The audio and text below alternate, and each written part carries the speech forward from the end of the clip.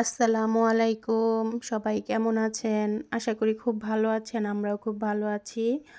আর আজকে কিন্তু প্রতিদিনের মতো নতুন করে একটা ব্লগ ভিডিও করলাম। আর এখন কিন্তু দুপুর টাইম। এখন ১২টা, পৌনে ১২টা। আর আমার ২ ছেলে কিন্তু স্কুলে চলে গেল। আমি দুপুরে কিন্তু ঘর-দুয়ারটা ক্লিন করে এই যে আমার বড় ছেলের রুমটা ক্লিন করলাম। পরিষ্কার করে তারপরে কিন্তু বাসাটা আমি গোছগাছ করে তারপর আমি রান্নাঘরে চলে যাব রান্না করার জন্য। আর আজকে দুপুরে কি রান্না করব তো আপনাদের সাথে একটু শেয়ার করব। তো অবশ্যই ভিডিওটার সাথেই থাকুন। আর ভিডিওটা দেখার শুরুতে কিন্তু অবশ্যই একটি লাইক দিয়ে ভিডিওটা দেখা শুরু করবেন।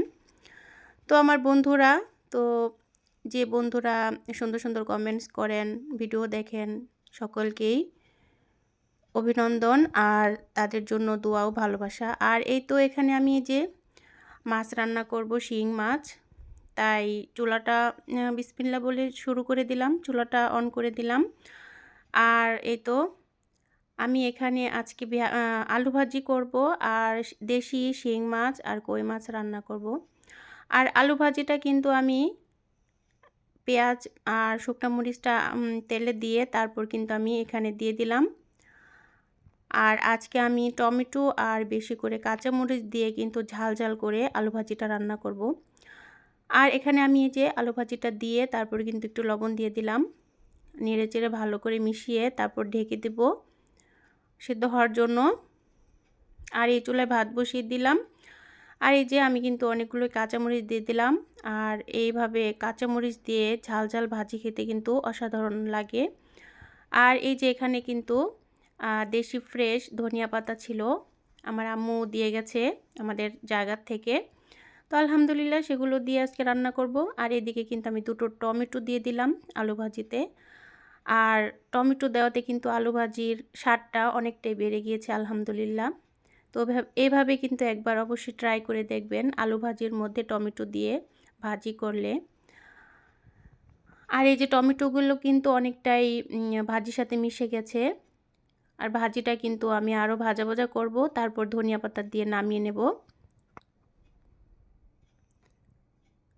আর আমার চ্যানেলটা যারা এখনও সাবস্ক্রাইব করেননি অবশ্যই সাবস্ক্রাইব করে পাশেই থাকবেন। আর এই যে ভাজিটা নামানোর আগে কিন্তু আমি ধনিয়া পাতা কুচি দিয়ে দিলাম। একটু ভাজা ভাজা হলে আমি ভাজিটা নামিয়ে নেব। আর এই ভাজিটা কিন্তু আমার ছেলেরা খুব পছন্দ করে। শুধু আলু ভাজি টমেটো দিয়ে আর ধনিয়া পাতা দিয়েছি, কাঁচামরিচ একটু ভাজা ভাজা হলে তারপর আমি এখন নামিয়ে নেব। তারপর ভাজি রান্নার পর এখন কিন্তু আমি আবার মাছ রান্নার জন্য তেলও বসিয়ে দিলাম। আর আমি দেশি শিং মাছ আর কই মাছটা কিন্তু হালকা ভেজে তারপর রান্না করব। আর কই মাছগুলো আমি একে একে ভেজে নিলাম। আর মাছগুলো কিন্তু খুব বেশি ছোট না, খুব বেশি বড়ও ছিল না, মিডিয়াম সাইজের।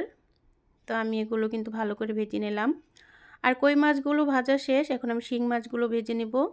আর শিং মাছ ভাজার সময় খুব সাবধানতাভাবে ভাজলাম, কারণ এই মাছগুলো কিন্তু তেল ছিটে আসে, ফোটে। তাই আমি তাড়াহুড়ো করে নেড়ে আবার ঢাকনা দিয়ে ঢেকে ভাজা করলাম। আর এদিক দিয়ে কিন্তু মাছ ভাজাটা হয়ে গেছে, আমি পেঁয়াজ দিয়ে দিলাম। পেঁয়াজ কাঁচামরিচ লবণ দিয়ে ভালো করে ভাজা হলে আমি একে একে কিন্তু আদা পেস্ট আর আদা রসুন আর জিরা পেস্ট দিয়ে দিব অল্প পরিমাণে।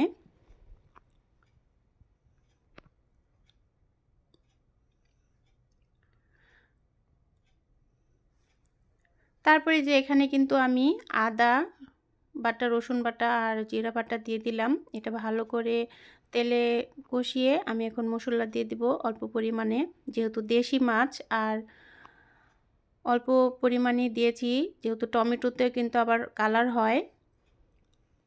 আমি এটা ভালো করে ঢাকনা দিয়ে ঢেকে তারপরে কষিয়ে নেব।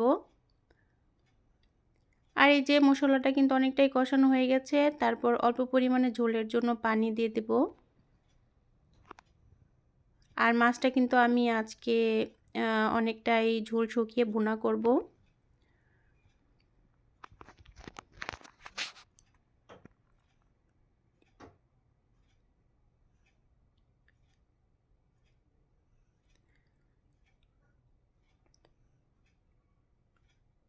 আর এই মশলা কিন্তু যতটা কষানো হবে তরকারির স্বাদটা কিন্তু ততটাই ভালো লাগবে।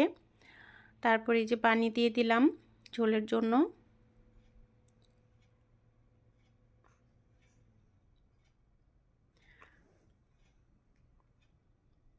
এটা ঢেকে কিন্তু আমি কিছুক্ষণ অপেক্ষা করব বলক আসার জন্য।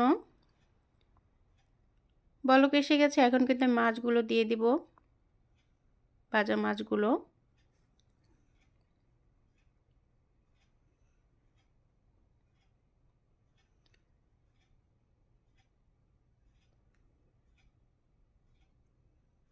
আর এই দেশি মাছ কিন্তু খেতে খুবই স্বাদ মজা লাগে। তারপরে যে আমি ধনিয়া পাতা দিয়ে দিলাম আর এদিক দিয়ে কিন্তু একটু টালা জিরার গুঁড়ো দিয়ে দিলাম। তো তরকারিটা কিন্তু অনেকটাই মাখো মাখো হয়ে আসছে। এখন কিন্তু আমি আরেকটু হবে, আরেকটু উপর দিয়ে তেল তেল উঠবে, তো এরকম অবস্থায় আলহামদুলিল্লাহ কিন্তু এই আমি তো নামিয়ে নিব। আমার ভাজি রান্না আর মাছ রান্না তো হয়ে গেছে। তো আলহামদুলিল্লাহ ভিডিওটা তো দেখার আমার জন্য তরকারি ধন্যবাদ রান্না ডান। সবাইকে। এই যে সবাই ভালো এখানে মাছ থাকবেন। তরকারি আর ভাজি।